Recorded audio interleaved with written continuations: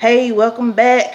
Welcome back. So, Amazon Prime, even though I have a subscription, I just tend to not look at it that much, right? I need to get my money's worth, right? So, I just dropped in there and saw that Jackpot was trending with Awkafina and John Cena. I think that's how you say his name. So, what interested me in this, because I don't necessarily always watch something just because it's trending, like it just depends. But for one, I'm a new fan of Aquafina's because I've been sleeping, but when I had HBO Max, or as we call it now, Max, her Nora from Queens, that show is hilarious. And even though I saw her in Crazy Rich Asians, watching that show really like solidified it for me as far as like her comedy. So I'm like, okay, let me check this out.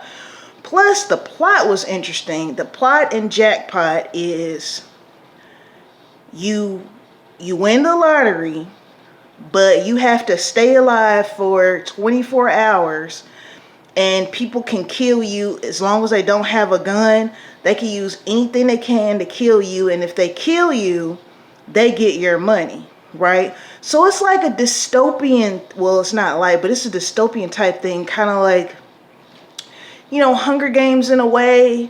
I don't know if there's a short story by Shirley Black, I think is her name, called The Lottery, where in this lottery you win it and you get stoned to death. So it kind of put me in the mind frame of that, right? Shirley Jackson, that's her name, Shirley Jackson. Check that out if you're interested. So she accidentally, I forgot how she got the little lottery card. Aquafina's character got the lottery card, but she accidentally activates it. And so they have like satellites watching your every move so people can track you down to kill you, right? So John Cena, he's a part of this organization where he protects the person that wins the lottery, and he gets, part of the earnings. So we kind of know how this ends. Like, you kind of know how this ends. I'll leave that part for you to see, but we know how it is. But so when you watch a movie like this, you're mainly watching it for the adventure from point A to Z. You're trying to see, okay, how are they going to make a movie out of 24 hours of her just running away from people? So it's a lot of like action in it. Like I said before, I'm not a huge action fan. I watch it here and there, but it's funny because you don't see dystopian comedies too much. Not saying that they don't exist, but I can't think of any, like right now as I talk. I can't think of any dystopian comedies. Dystopian movies are usually very dark, sad.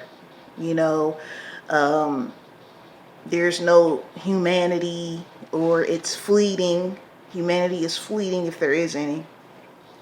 So it's interesting to watch. This does take place in the future. I think it was 2030, and it was funny because they said at the beginning of the movie, they're like, yeah, the lottery was started after the 2026 Great Depression or something like that.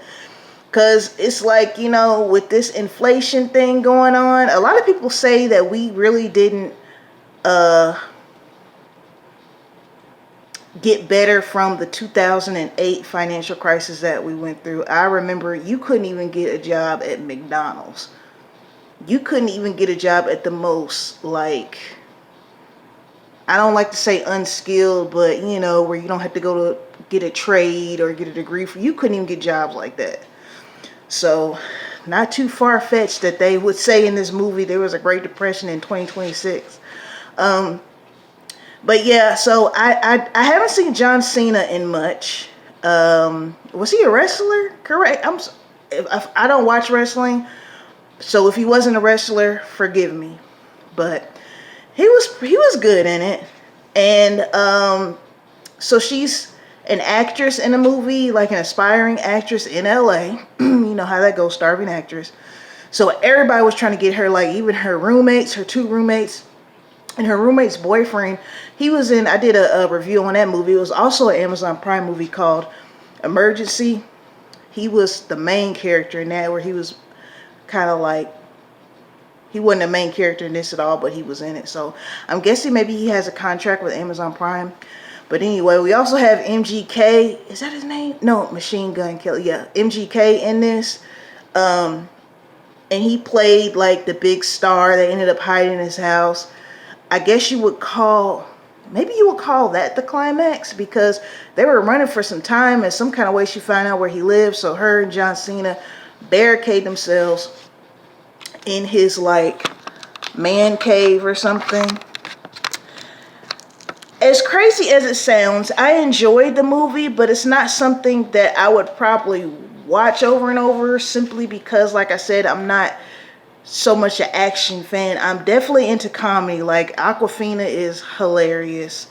Definitely trying to see when that Nora from Queens new season comes out. Like I said, I don't have Max right now, so I'll probably have to Google it to see when it comes back on.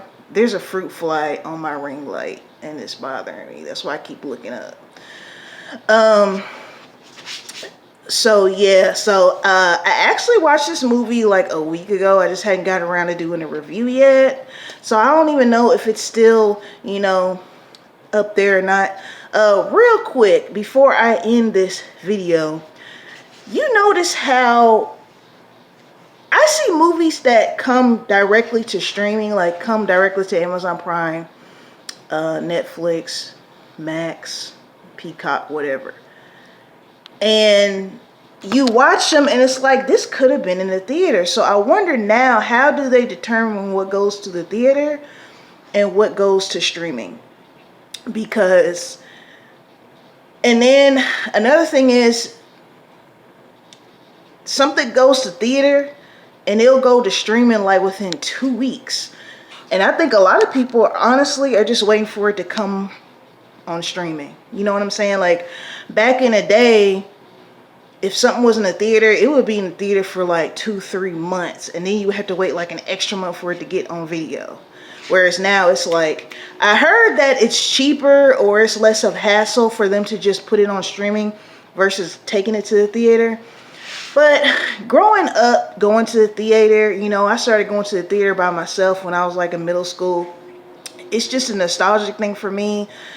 I hate to see the mall dying, the theaters trying to hang on. They're going to have to come up with something. I know Regal Cinemas, if you have a Regal Cinemas in your town, they have a thing where you could pay I think it's like $22, where you could watch any unlimited amount of movies. And then I think on your birthday, you get like a free popcorn and drink or something like that. So the other theaters are going to have to do something like that, like to keep people coming. You know what I'm saying? So, but anyways, this review is kind of short because, like I said, you know, I don't want to do too many spoilers on this one. But shout out to my 82 subscribers. Shout out to the rest of you that are not subscribed, but you know you can. Just hit that subscribe button.